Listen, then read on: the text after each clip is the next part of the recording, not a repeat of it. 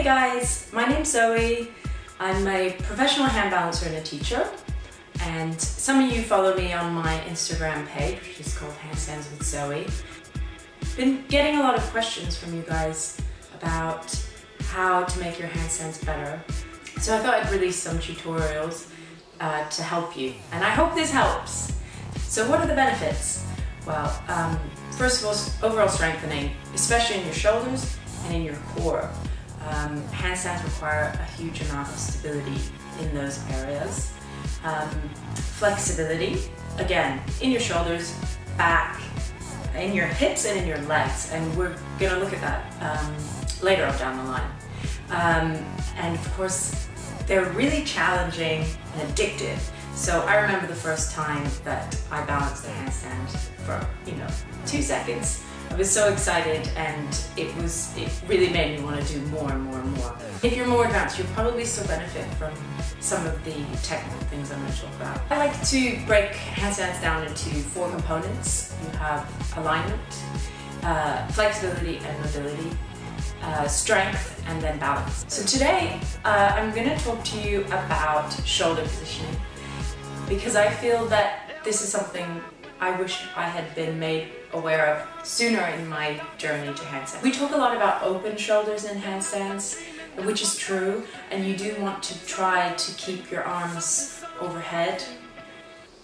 So you want to be able to lift your arms over your head comfortably. So if you don't have that range yet, you can work on it through stretching, but also through strengthening, because a lot of it is an active flexibility. So being able to maintain holding your arms over your head. So today I'm just going to share with you one piece of advice that I found really helpful later on in my handstand journey actually, but I wish I'd been made aware of it sooner. And that is external rotation of the shoulder and arms. Okay, so you have a neutral arm position, so that's sort of tops of your hands facing up. Then you have internal rotation, which is going to be pushing the palms of your hands in towards each other. And then you have external rotation, which is right the other way around, palms facing up to the ceiling. Okay. So when you're trying to position your shoulders correctly in a handstand, you want to try to maintain that external rotation. And it's pretty tricky because we all tend to sit a lot hunched forward this way, which just really increases our internal rotation and makes our body sort of get used to that. So I would say, even if it feels really difficult at the beginning, keep that goal in mind to have the shoulders externally rotated as you lift your arms over your head, okay? So as you weight bear down into that position, you will probably find that you won't be able to keep your shoulders fully rotated that way around. They'll start to drop in slightly, which is normal and okay, I think. But if the goal is here and you get to there, then you're doing okay. So a good way to practice this position is actually in plank. So if you just get onto your hands and feet, place your hands on the floor, shoulder width apart. So push your shoulders round to externally rotate them. You're going to see the crease of your elbow pointing forward, okay? And now I'm going to bring my feet back into the plank, and I'm going to try to keep my shoulders extended as I put the weight down through them. Okay, so let me just show you this position from the front. You're going to put your hands down shoulder width apart. Just make sure that your index fingers are pointing forward and the rest of the hand is splaying out around.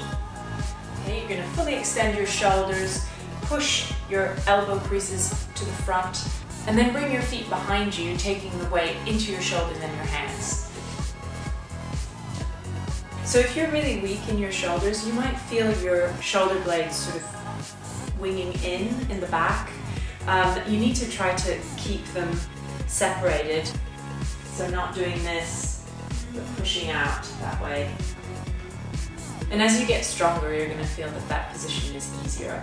So if you really struggle with flexibility and mobility in your shoulders, you might find that bringing your hands slightly wider than your shoulders will help you get to that position more easily.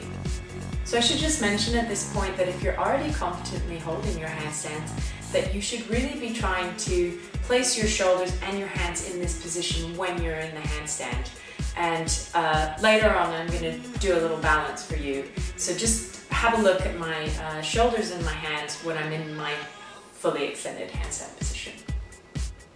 So guys, thanks so much for watching. This is my first video, so if it looks a little bit homemade, that's because it is, but I'm hoping that I'll get better at this and make them more clear, more concise. I'm going to be releasing more information about handstand technique. So my next one, I'm going to focus on positioning. So it'd be great if you'd subscribe, and I'll be releasing the next one shortly. You can also follow me on Instagram. I'm doing a handstand a day challenge in different locations. So if you follow @handstandswithzoe, I'll keep you updated on new videos. You can also go to my website, handstandswithzoe.com. If you live in London, I'm around and I do give private lessons.